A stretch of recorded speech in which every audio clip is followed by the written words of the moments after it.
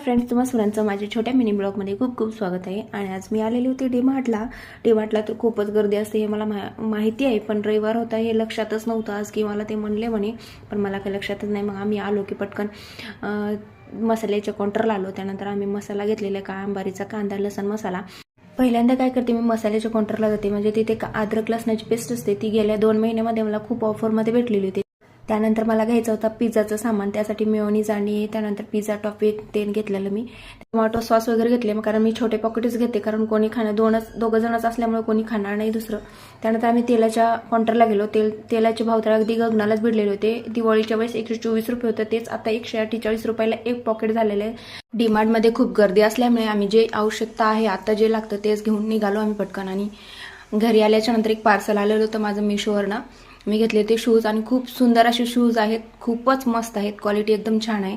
चला तर भेटूया पुढच्या